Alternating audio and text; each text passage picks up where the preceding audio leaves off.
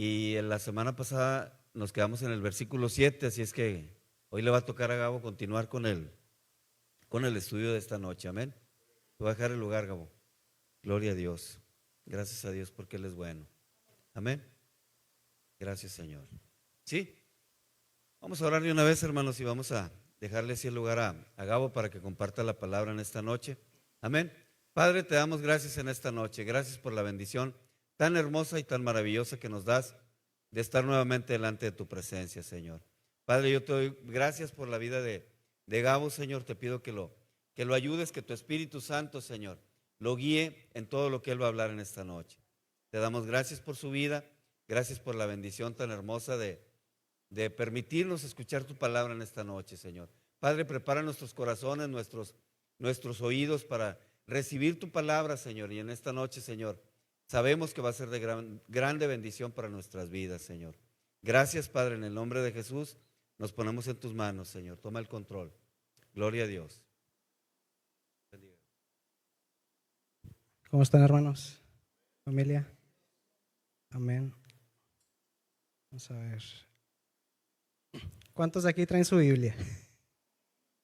Amén, qué bueno. Fíjense, quiero hacer antes de empezar un paréntesis para felicitarlos porque sí hemos visto, creo que más gente que cada vez trae más su Biblia.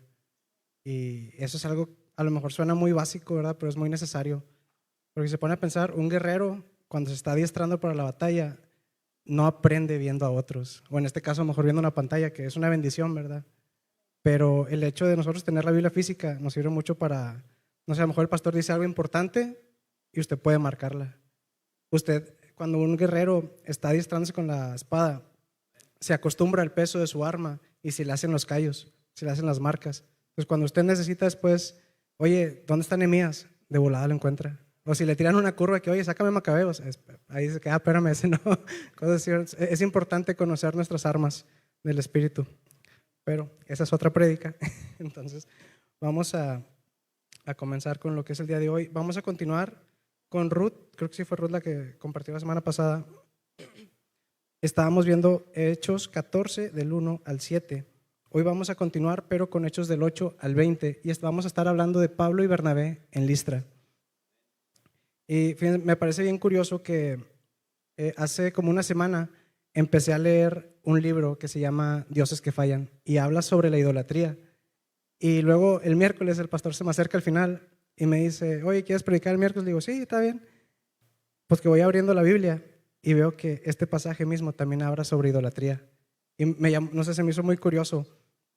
Y estoy expectante, me da curiosidad de lo que Dios quiere hacer con nosotros a través de este mensaje.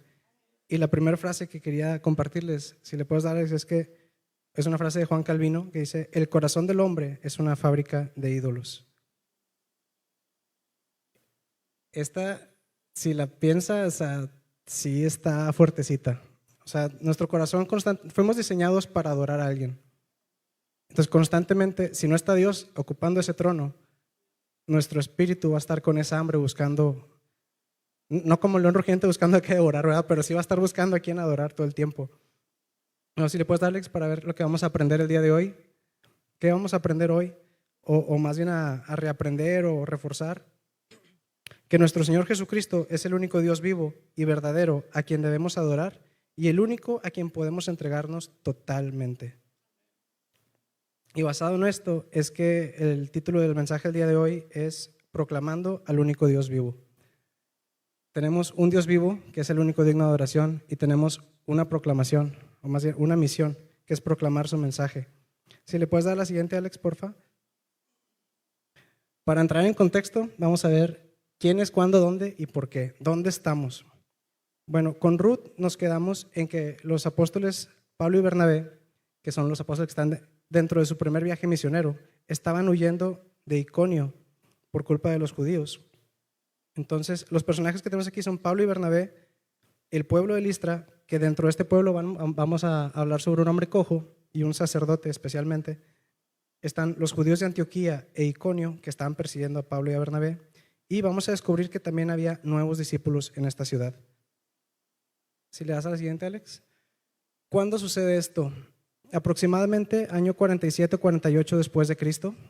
Esto sucedió durante el primer viaje misionero de Pablo y Bernabé, como podemos ver. Para que se den una idea, dice que estaban huyendo de Iconio y de ahí se fueron hasta Listra. Para que usted se dé más o menos la idea, es como si fuéramos de aquí, de la iglesia, hasta la Huasteca, ya que se agarraría Constitución, todo eso, y entrar. Hasta ahí serían más o menos 32 kilómetros. Es lo que ellos huyeron para escapar de estos judíos que los perseguían. Ahora, ¿cuáles son las características de esta ciudad? Pues esta ciudad era una ciudad fronteriza y se caracterizaba por, no era muy reconocida como ciudad, sino más bien como una especie de base militar por la que atravesaba una muy famosa carretera militar que se llamaba el Camino Imperial, era una carretera romana.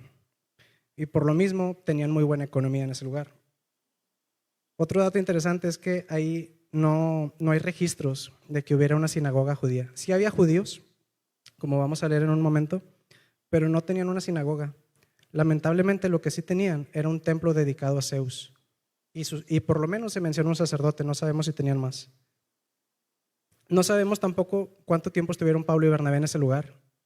Mínimo fue un día, porque ahorita lo vamos a ver, de cuando Pablo está hablando con las personas y al día siguiente, después de que lo apedrean, pero no sabemos cuánto estuvo ahí. Pudieron ser días, semanas, un mes, no sabemos. Lo importante aquí es que gracias a este trabajo, a esta obra misionera, se pudo construir una comunidad de cristianos. Y estos cristianos son parte de los destinatarios de la epístola a los Gálatas. Son parte de esas iglesias de Galacia. Y también algo que me llamó mucho la atención es que Timoteo, quien recibe 2 cartas de Pablo, su discípulo más famoso, pertenece a esta comunidad. Entonces, como son muchos versículos, lo dividí en 4 partes. Son 4 secciones las que vamos a ver el día de hoy. No me quiero alargar mucho porque ya sabemos lo que le pasa a Pablo cuando se alarga, se le anda muriendo la gente. No queremos eso. Entonces, si le hace la siguiente, Pablo, perdón, Alex, para ver. La primera sección es que Pablo enseña la palabra y sana a un hombre. Dice la escritura en el nombre del Padre, el Hijo y el Espíritu Santo. Dice, y cierto hombre de Listra, un probable mendigo que estaba ahí en la calle al aire libre, porque pues no teníamos sinagoga, dice, estaba sentado, imposibilitado de pies, cojo de nacimiento, que jamás había andado. Este oyó hablar a Pablo, el cual, fijando en él sus ojos y viendo que tenía fe para ser sanado, dijo a gran voz, levántate derecho sobre tus pies. Y este hombre de Listra saltó y anduvo. Si podemos dar la siguiente, Alex. De esta pequeña porción podemos aprender 2 cosas. La primera es que nuestra prioridad como cristianos, como hijos de Dios, es presentar el evangelio y hacer discípulos, no milagros. Jesús vino aquí, sí, obviamente conocemos muchísimos milagros de él, pero su objetivo no era hacer milagros, era venir a traer su evangelio, venir a salvarnos. Y aquí les traigo un pasaje que ya está ahí, es en Marcos 16, porque generalmente pensamos Gran Comisión, Mateo 28, que habla de ir a ser discípulos, bautizarlos, pero en las palabras de Marcos, de su evangelio, podemos ver que él habla sobre estas señales. En el versículo 15 dice, y les dijo, id por todo el mundo y predicar el evangelio a toda criatura. Y luego si nos brincamos al 17, dice que en consecuencia, estas señales seguirán a los que creen en mi nombre. Les echarán fuera demonios, nuevas lenguas, todo eso, pero me llamó la atención que aquí dice, sobre los enfermos pondrán sus manos y sanarán. Les digo, recordemos, Jesús vino, hizo bastantes milagros, incluso creo que era Juan al final de su evangelio que dice que si apuntara todo lo que Jesús hizo, no cabría ni en todos los libros del mundo. Entonces, Jesús hizo muchos milagros y si se acuerdan, siempre los milagros llamaban la atención. Y ya fuera que estuvieran en ese momento con una multitud alrededor o tiempito después, Jesús nos prometió que iban a hacer cosas iguales o aún mayores. Esto de sanar enfermos entra en esas bendiciones, en esa categoría, en esas potestades, por así llamarlo. Pero algo importante es que los milagros son cosas adicionales.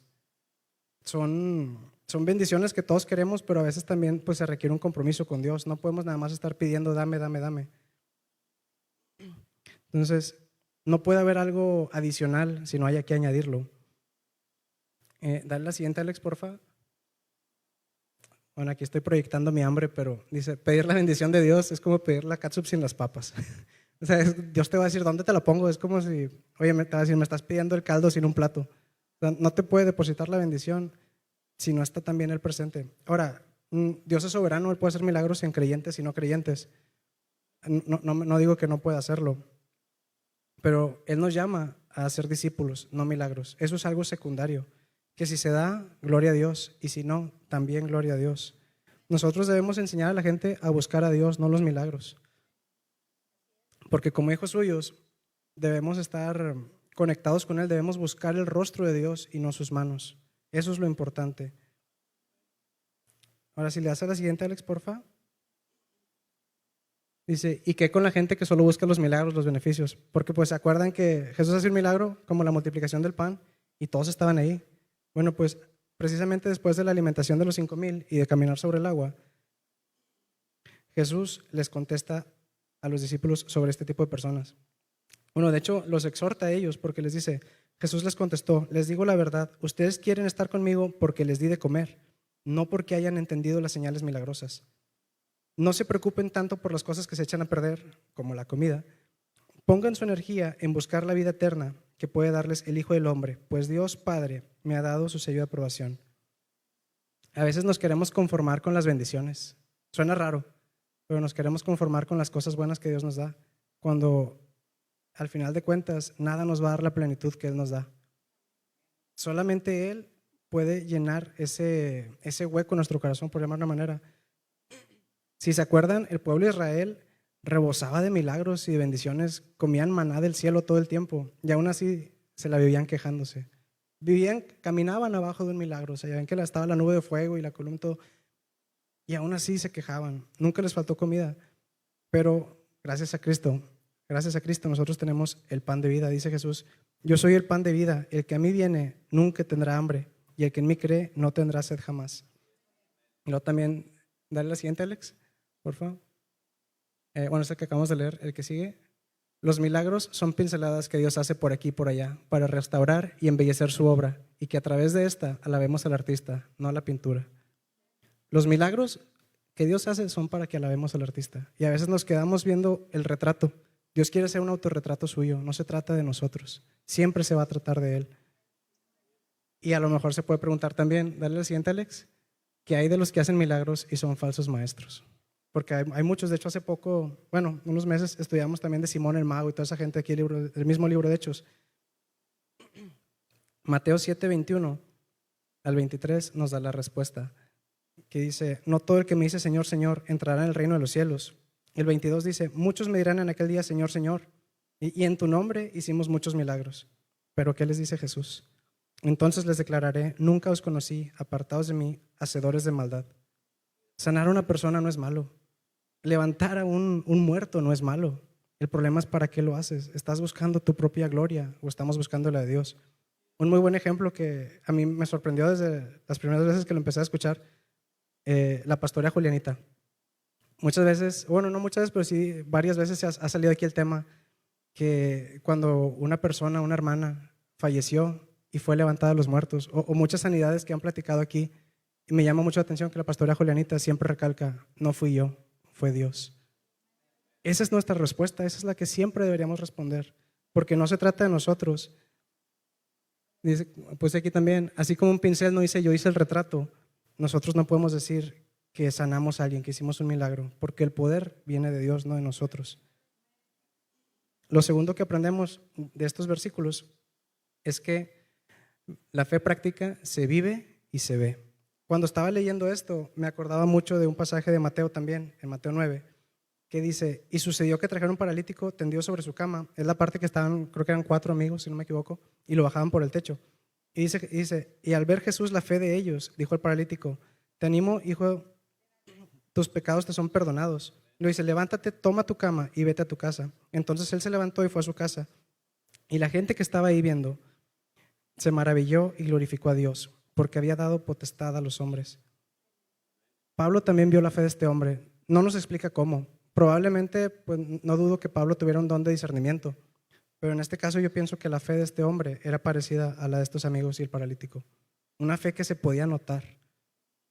Nuestra fe debe ser como la de ellos, debe ser una fe activa. Quizá el hombre estaba escuchando a Pablo predicar sobre sanidades que ha dicho Jesús, no sabemos. No se menciona exactamente el tema, pero sí podemos ver que el paralítico a lo mejor alguna seña, algo hizo que Pablo lo vio.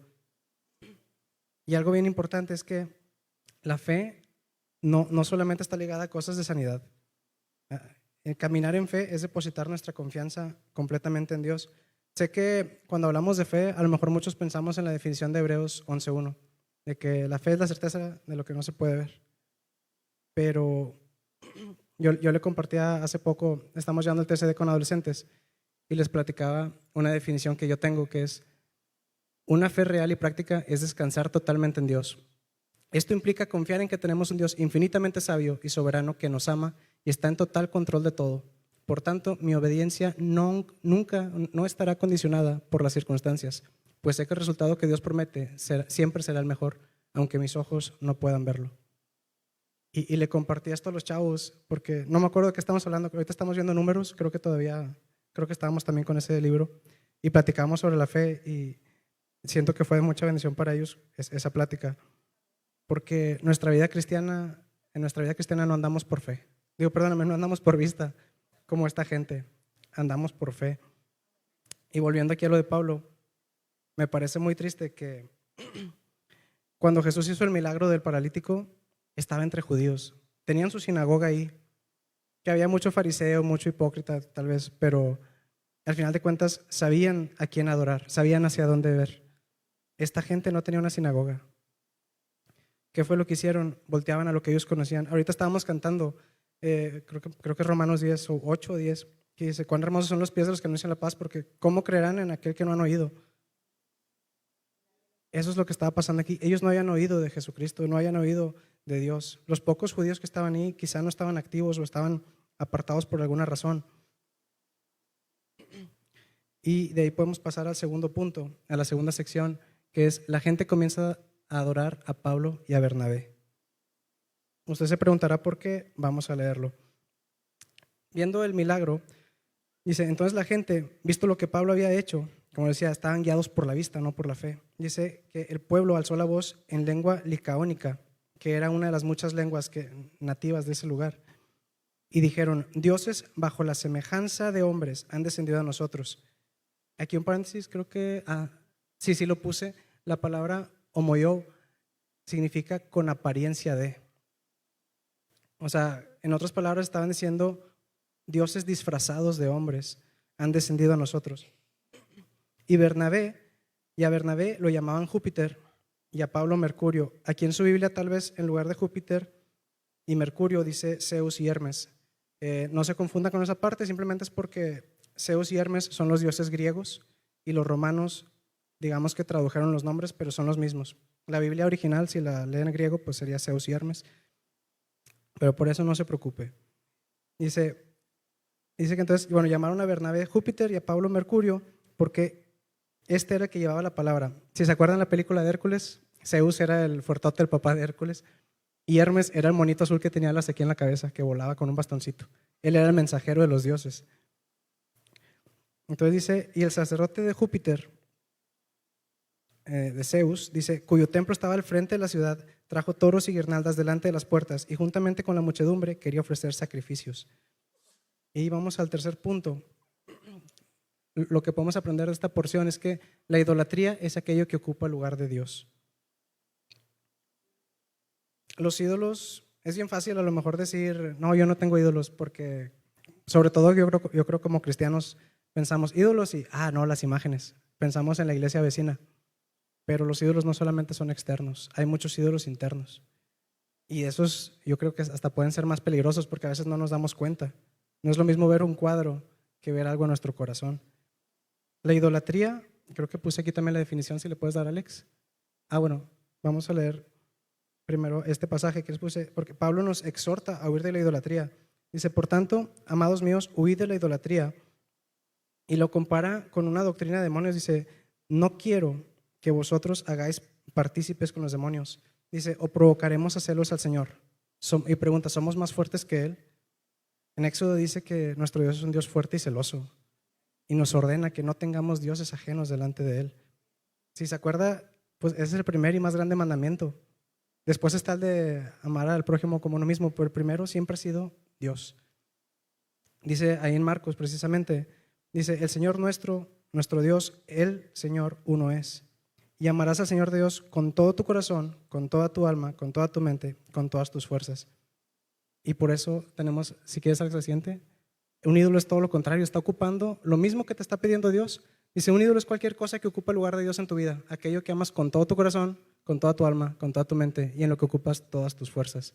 Es aquello que se vuelve el centro de tu vida, aquello con lo cual que sientes que si me lo quitan no puedo vivir. Eso es un ídolo.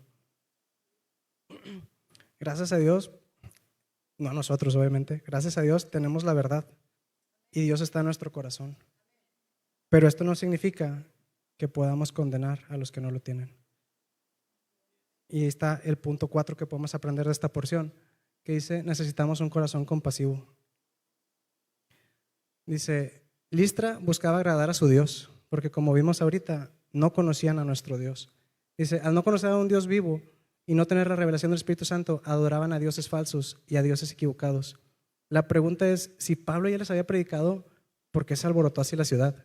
¿Por qué se apresuraron a honrar a los apóstoles de esta manera? O sea, nosotros sabemos, platicamos ahorita, hay muchos milagros. ¿Por qué con ellos fue diferente? Pues cuenta la leyenda que mucho tiempo antes, Zeus y Hermes habían bajado a la ciudad de Listra disfrazados de hombres, como mencionábamos ahorita.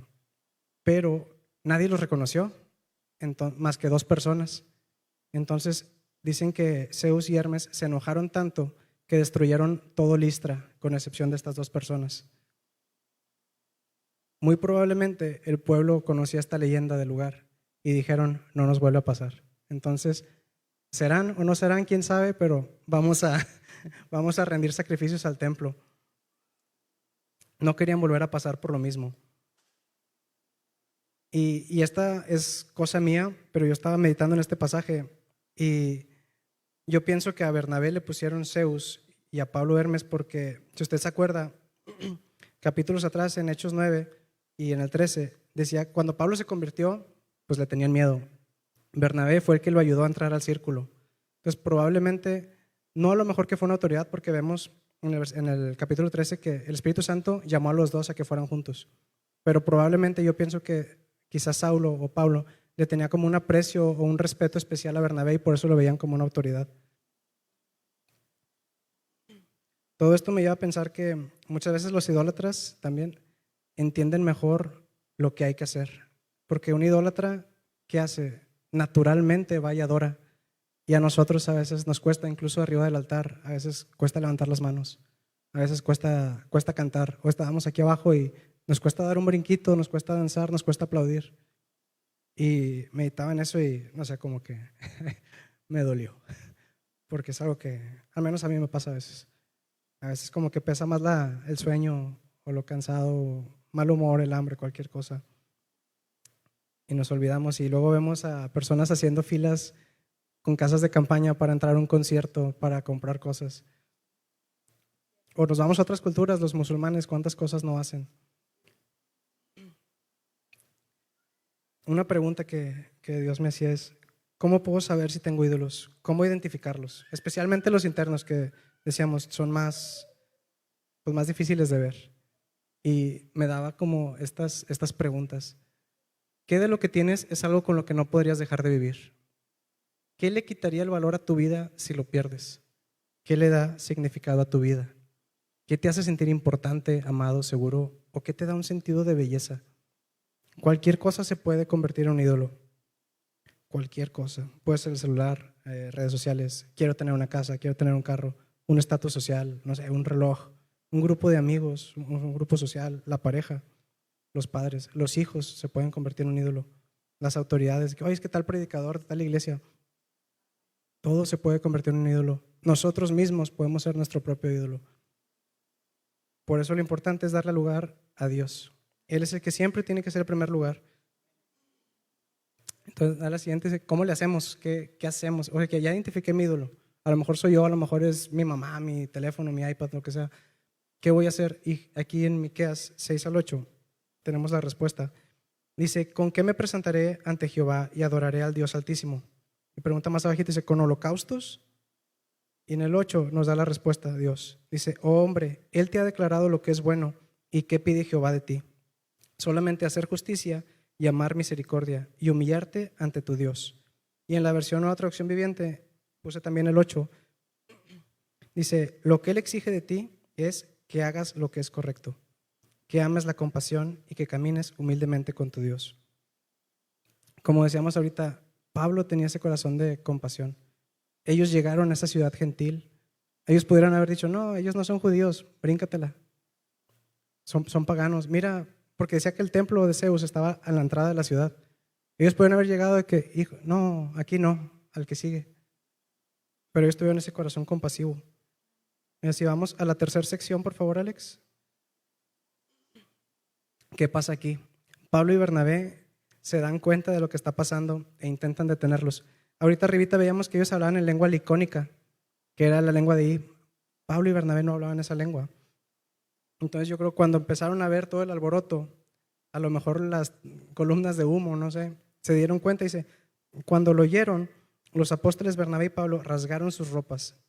Esto, si recordarán, en la cultura judía, rasgar las ropas no era por calor, era una señal de indignación, de dolor, de luto. En este caso estaban haciendo esto, pues quizá por las dos, indignación, dolor, luto por la muerte de esta gente espiritual. Estaban pues enojados con esta blasfemia que estaban haciendo. Dice, y se lanzaron entre la multitud dando voces, o sea, estaban gritando, tratando de llamar la atención de la gente. Yo me imagino que gritaban, deténganse, eso no es lo que Dios quiere. Ese no es el Dios correcto, volteen para acá. Pero al parecer nadie les hacía caso. ¿Qué hizo Pablo? Me gusta mucho lo que hace, miren, dice, varones, ¿por qué hacen esto? Los empieza a cuestionar, piensen qué están haciendo, recapaciten. Dice, nosotros también somos hombres semejantes. La palabra anterior que veíamos de semejante que usaban los liconios significaba como con apariencia, disfrazados de. Aquí Pablo está usando homoipatés, que significa misma naturaleza, mismos sentimientos, semejante en todo sentido. En otras palabras, Pablo está diciendo, yo soy igualito a ti, yo siento lo mismo que tú, me veo igual que tú, tengo la misma naturaleza que tú, no estoy disfrazado, soy yo. Dice, y somos semejantes a ustedes, que les anunciamos que de estas vanidades se conviertan al Dios vivo, que hizo el cielo y la tierra y el mar y todo lo que en ellos hay. En las edades pasadas, Él ha dejado a todas las gentes andar en sus propios caminos. Si bien no dejó a sí mismo sin testimonio, haciendo bien, dándonos lluvias del cielo y tiempos fructíferos, llenando de sustento y alegría nuestros corazones. Aquí podemos extraer otra perla. Dale, Alex. Dice, soli Deo gloria, solo a Dios la gloria. Es una frase muy famosa es parte de la teología de Martín Lutero, de cuando salió la Reforma, y es una que aplicamos hasta el día de hoy. Dice, ¿qué significa solo a Dios la gloria? Significa que Él es exclusivo, es algo exclusivo de Él. Toda la gloria es exclusiva de Jehová, el único Dios verdadero. Y Isaías 42 nos dice, yo Jehová, este es mi nombre, no Zeus, no Hermes, no cualquier otro, yo Jehová. Dice, y a otro no daré mi gloria, ni mi alabanza a esculturas. Además de esa frase de Juan Calvino, también hay de Martín Lutero, hay una, y ahorita que empezamos con Juan Calvino, hay otra de Juan Calvino que me gusta mucho, que dice, el fin último del hombre es glorificar a Dios, porque para eso fuimos diseñados. De hecho, mucha gente dice, quiero ir al cielo. ¿Para qué quieres ir al cielo? Porque muchos nada más quieren escapar de un castigo, pero Dios no te va a obligar a alabarle. Nosotros queremos glorificarle todo el tiempo, por eso le buscamos aquí en la tierra, por eso anhelamos estar con Él. Por eso Pablo decía, para mí el morir es ganancia. ¿Por qué? Porque él anhelaba, había un fervor en su corazón por adorar a Dios. Así que, ¿qué hicieron aquí los apóstoles? Rasgaron su ropa, pero ¿qué fue lo que hicieron?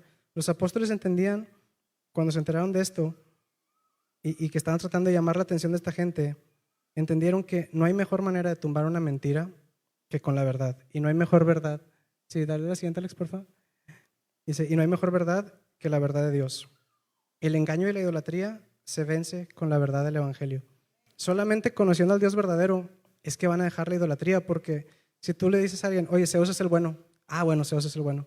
Y luego le dices, oye, ¿no sabes qué? Vete con Buda. No, sí, Buda. Y sigue en idolatría, pero está volteando por otro lado. La única forma de vencer es dejar los dioses terrenales y ver al Dios celestial. Es la única manera en que vamos a lograr combatir por así llamarlo, de la idolatría, a vencerla. Ahora, Pablo no se apresuró a condenarlos. Él buscó la manera de bajar el mensaje a una forma que ellos entendieran. Porque si él hablaba del Antiguo Testamento, probablemente hubieran seguido haciendo lo mismo. No les hubiera importado. Entonces aquí me pregunto, ¿qué mensaje estamos predicando nosotros? Pablo aterrizó el mensaje a lo que ellos conocían, a una teología natural sobre la creación. Aquí les puse algunos versículos, obviamente son los que tenía así como a la mano. Si usted busca, hay montones. Toda la Biblia se trata de esto, de darle gloria al único Dios vivo. Entonces, 4 puntos que rescatamos de lo que leímos ahorita del discurso de Pablo. Solo hay un Dios vivo. Él es el creador, Él no es creado. Él es el creador de todo y por Él la creación se sustenta. Dice, ha dado al hombre libertad para elegir su camino. Este de Deuteronomio, por ejemplo, es que dice, oye, te pongo aquí la vida y la muerte. Que dice, pongo al cielo por testigo, elige. O sea, Él nos ha dado, como dicen, el libre albedrío. El 4 dice, la creación da testimonio a su creador y nosotros somos creación. Por eso debemos dar testimonio de quién es Él. También cuando estaba leyendo esto, me preguntaba, ¿qué actitud tomamos nosotros cuando nos elogian?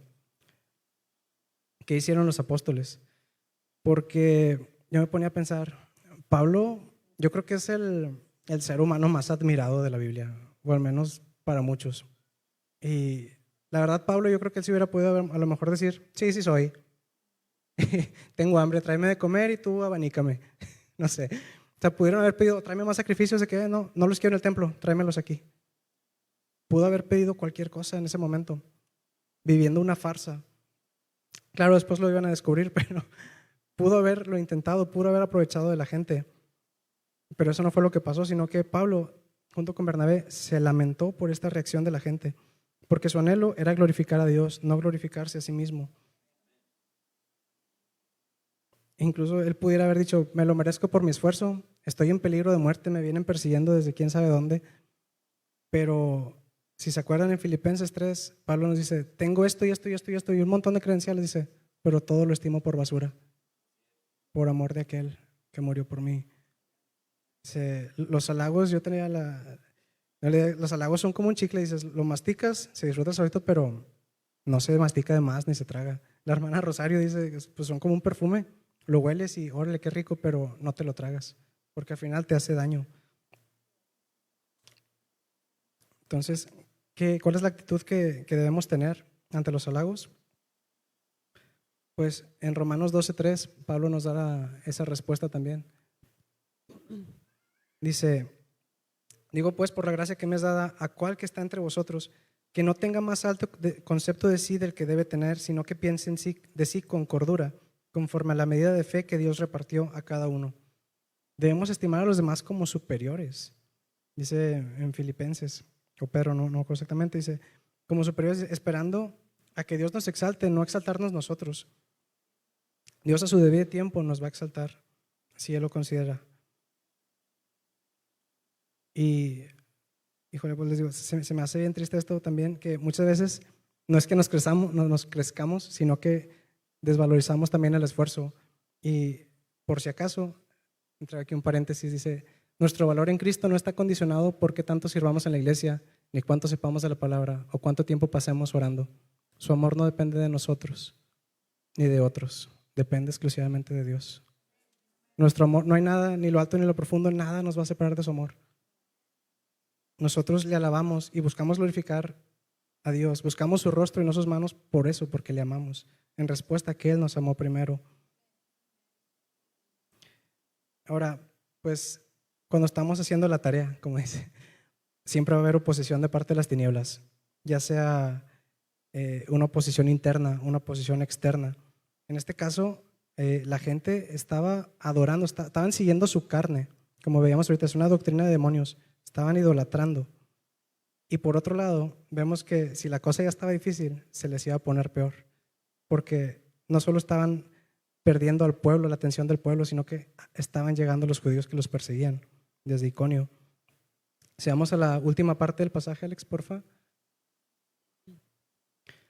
Los judíos perseguidores encuentran a los apóstoles y logran apedrear a Pablo. Es el versículo 18. Y diciendo estas cosas, difícilmente lograron impedir que la multitud ofreciese sacrificio. O sea, hasta aquí la multitud estaba convencida de lo que estaba haciendo. Estaban totalmente cegados. Y para colmo llegan los judíos. Y se vinieron los judíos de Antioquía e Iconio, que persuadieron a la multitud y habiendo apedreado a Pablo, lo arrastraron fuera de la ciudad, pensando que estaba muerto. Pero rodeándole los discípulos, se levantó y entró en la ciudad, y al día siguiente salió con Bernabé a Derbe. Como vemos, obstáculos siempre vamos a tener. O sea, dice Jesús, en el mundo tendréis aflicciones, pero Él ya venció. Entonces, podemos vivir confiados. O sea, los apóstoles habían estado haciendo todo lo posible por propagar la buena noticia del Evangelio, por ¿cómo se dice? Pues hacer que la gente entrara en razón. Y aquí está el punto 6. Si le puedes dar, por favor, Alex. Dice, debemos predicar la palabra en todo tiempo. Dice, a tiempo y fuera de tiempo. ¿Qué le estaba pasando a esta gente? En Mateo 13, del 14 al 15, nos dice, de manera que se cumple en ellos la profecía de Isaías, que eso lo puede leer en Isaías 6, 9 al 10, que dijo, de oído oiréis y no entenderéis, y viendo veréis y no percibiréis, porque el corazón de este pueblo se ha engrosado, y con los oídos oyen pesadamente, y han cerrado sus ojos para que no vean con los ojos, y oigan con los oídos, y con el corazón entiendan y se conviertan, y yo los sane. Estas personas estaban con un velo que no los dejaba entender lo que Dios quería hacer con sus vidas. Y a veces nosotros tenemos personas así, a lo mejor un padre, un tío, un primo, un amigo, un vecino, un compañero de trabajo. ¿Qué podemos hacer por estas personas? Dale, Alex, porfa. Podemos hacer dos cosas. La primera, orar por ellos, para que Dios en su misericordia les dé un nuevo corazón y ponga en ellos su espíritu, que es el que va a traer la revelación, es el que va a traer ese arrepentimiento. Y la segunda cosa es seguir insistiendo. No nos rindamos con la palabra, hermanos. Dice que la semilla no vuelve vacía, pero si dejamos de sembrar, ¿dónde va a estar la semilla? Dice, podemos insistir con la palabra. Dice, por eso Pablo, tiempo después, en 2 Timoteo, le insta a que predique a tiempo y fuera de tiempo, con la palabra que redarguye, reprende y exhorta. ¿Cómo? Con paciencia. A veces nosotros no tenemos paciencia. Le predicamos una vez, ¿no quieres? Bueno, o sea, sí, Dios nos dijo que hoy si no te reciben en una ciudad, pues sacúdete, pero no es como que al primer no te vas. Necesitamos tener también paciencia.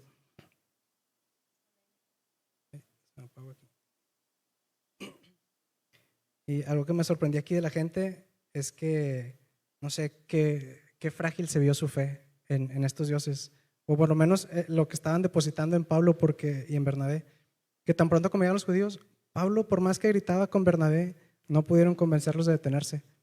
Pero apenas llegaron los judíos y dice que ellos sí pudieron. No sabemos qué les dijeron, qué hicieron, pero ellos sí pudieron convencer a la gente. Y aquí se menciona solamente que apedrearon a Pablo. No sabemos si Bernabé logró esconderse, logró escapar. A lo mejor iban corriendo y le dieron a Pablo y lo tumbaron. No sabemos. Tampoco sabemos si nada más lo apedrearon los judíos o quizá algún listreno se sintió estafado porque, no eres mi Dios, pues ahí te da una piedra. No sabemos. Lo que sabemos es que Pablo fue un hombre de fe. Y aquí podemos ver otro ejemplo desde la perspectiva de Pablo, del punto 2 que veíamos ahorita, que la fe debe ser práctica, debe verse y debe vivirse. Y porque a pesar de que eran perseguidos y estaban en peligro, ellos seguían predicando la palabra. Ellos no dijeron después de la primera persecución, creo que en Antioquía, de que no, ¿sabes qué? Nos están persiguiendo y hoy la dejo, con permiso. Ellos insistieron, no se puede aquí, bueno, vamos a la siguiente. De hecho, vamos a ver después que ellos, el mismo caminito que venían recorriendo, se lo avientan de regreso, también predicando la palabra y fortaleciendo a los hermanos que iban dejando en el camino. Ahora imagínense la fe de Pablo, que inmediatamente después de haber sido apedreado, imagínenselo, porque no fue como que, una piedrita, dice que pensaron que estaba muerto. Yo imagino que de plano mínimo estaba inconsciente. O sea, lo dejaron knockout, lo iban arrastrando y lo aventaron afuera de la ciudad como basura. Dice que los discípulos lo rodearon y él se levantó. No sabemos si esos discípulos oraron por él o no, no se menciona, pero sabemos que inmediatamente lo rodearon y se levantó y volvió a entrar en la ciudad. Y de aquí yo meditaba en 4 cosas. La primera es que, que el objetivo de apedrear pues era para matar. Ellos no agarraban piedritas chiquitas ni tampoco muy grandes que no pudieran arrojar. Agarraban, digamos, una medida perfecta para te la puedo aventar fuerte con la intención de matarte. Y por lo regular era una muerte lenta, no creo que todos tenían buena puntería. Era una muerte lenta, te daban en los pies, en el pecho, todo. Ya si tenías, entre comillas, suerte, te daban en la cabeza y terminaban rápido. A Pablo no sabemos cuántas le dieron, pero pensaron que estaba muerto. El segundo punto es que los discípulos rodearon a Pablo. Podemos ver aquí que este viaje dio fruto. A pesar de todo lo que pasó, de las dificultades, podemos ver que aquí hubo discípulos que se interesaron por cómo estaba Pablo. Yo me imagino que entre ellos estaba el excojo, acababan de sanarlo, y dice que tenía fe, entonces yo creo que probablemente él estaba ahí viendo, oye, pues él me acaba de sanar, ¿qué pasó? Probablemente también estaban Loida y Eunice, que son la madre y la abuela de Timoteo. Ellas eran judías que vivían en ese lugar. El tercer punto es que, como les decía, Pablo se levantó. O sea, después de estar casi muerto, se levantó y no dijo, no, pues ahí con permiso, déjenme, me voy a esconder, sino que él volvió dentro de la ciudad por Bernabé. Y no sabemos por qué a Bernabé, no sabemos por qué no lo apedrearon, pero sabemos que se quedó por esta historia, por lo que leemos, que se quedó dentro de la ciudad. Y el cuarto punto, que era de lo último que estaba meditando de este pasaje, es que no se menciona tampoco si los judíos ya se habían ido. Probablemente se habían ido, probablemente no, pero aún si hubiera quedado uno, imagínese la cara de ese judío viendo a Pablo entrar por la ciudad otra vez. O imagínese la gente que estaba en ese lugar, que vieron el milagro y luego estaban haciendo sacrificios. A lo mejor estaban platicando con el vecino, no, fíjate que ayer sanaron un cojo y ese mismo se murió, y viendo a Pablo entrar con poder, revestido de fe. Y dice que estuvo hasta el día siguiente, que ya fueron a Derbe. No sé qué hubiera hecho Pablo en ese momento, pero digo, por lo que lo podemos conocer de aquí, yo me imagino que aprovechó para hacer más discípulos. Probablemente la gente se le acercó de que, oye, te acababan de matar, ¿qué pasó? Pero él yo me imagino que estaba respondiendo preguntas y glorificando a Dios. Ahora, yo traía unas preguntas para reflexionar. ¿Sí? ¿Puedes dar la siguiente, porfa? Bueno, para recapitular, por si se le pasó un punto. Vimos esta porción del 8 al 20 en 4 secciones, que es Pablo enseña la palabra y sana un hombre. La gente comienza a adorar a Pablo y Bernabé. Pablo y Bernabé se dan cuenta de lo que está pasando e intentan detenerlos. Y que llegan los judíos y apedrean a Pablo.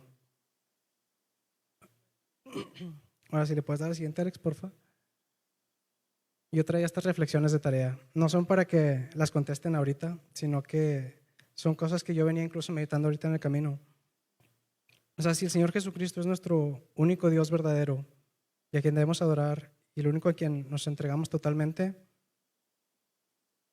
y viendo lo que acabamos de leer, o sea, podemos meditar. Los que me rodean pueden verme caminando en fe, así como caminó Pablo. Tenemos una fe visible, así como la de los amigos del paralítico o la de este cojo. ¿A quién estoy adorando en mi día a día? Porque pues el domingo es bien fácil, o el miércoles, venir y adorar a Dios. Pero ¿qué hacemos en nuestra casa, en nuestro trabajo, en la calle? ¿Estoy buscando a Dios o sus bendiciones? O sea, ahorita veíamos, ¿estás buscando su rostro o estamos buscando sus manos? Cuando hablo con alguien que está en pecado, creo que lo escribí mal, pero bueno, cuando hablo con alguien que está en pecado, ¿busco juzgar o busco restaurar? O sea, ¿soy como Pablo, que trato de mostrarle el evangelio, o me voy directo a las piedras? Estoy confiado completamente en Dios. Tengo una fe como la que veíamos ahorita, una fe que no está condicionada por las circunstancias. ¿Estoy dándole la gloria a Dios o me la estoy quedando yo? Oye, tocas muy bonito la guitarra o cantas bonito. Oye, qué bien barriste. Esa fe, esa gloria, ¿es para mí o es para Dios? ¿Estoy dispuesto a poner mi vida por el evangelio o por alguien más? Fíjense, yo meditaba también de esta pregunta. Timoteo fue fruto de esto. A Pablo le costó una pedrada. ¿Qué estamos dispuestos nosotros a dar por la vida de un discípulo? Porque a veces tú dices, no, hombre, es nuevo, no pasa nada. Tú no sabes si a lo mejor él se va a convertir en el siguiente evangelista, o a lo mejor él no, a lo mejor su hijo, o a lo mejor él le comparte nada más a uno del trabajo o en un camión, y esa persona es. Nosotros no sabemos a quién le estamos predicando. Como dicen, uno no sabe para quién trabaja, bueno, uno no sabe a quién le predica. Entonces, ¿qué estás dispuesto a dar por la gente? Y ya para terminar, quería leer el Salmo 115, quería orarlo con ustedes, porque creo que enmarca muy bien dentro de esta alabanza lo que acabamos de aprender. Dice, no a nosotros, oh Jehová, no a nosotros, sino a tu nombre da gloria, por tu misericordia, por tu verdad. Porque han de decir las gentes, ¿dónde está ahora su Dios? Nuestro Dios está en los cielos. Todo lo que quiso ha hecho. Los ídolos de ellos son plata y oro, obra de manos de hombres. Tienen boca, mas no hablan. Tienen ojos, mas no ven. Orejas tienen, mas no oyen. Tienen narices, mas no huelen. Manos tienen, mas no palpan. Tienen pies, mas no andan. No hablan con su garganta. Semejantes a ellos son los que los hacen, y cualquiera que confía en ellos.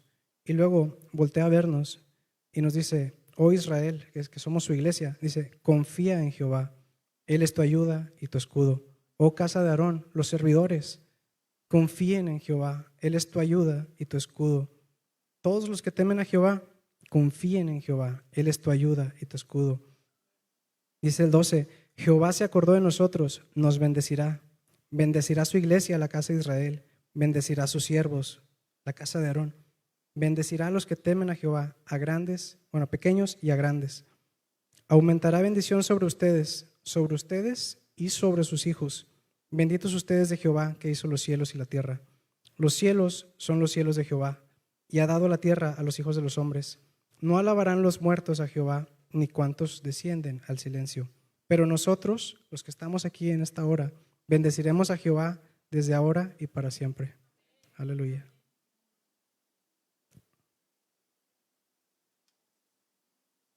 Listo. No sé cuánto me tardé. No se durmió ninguno. Gracias, Gabo. Gracias. Gloria a Dios. Amén.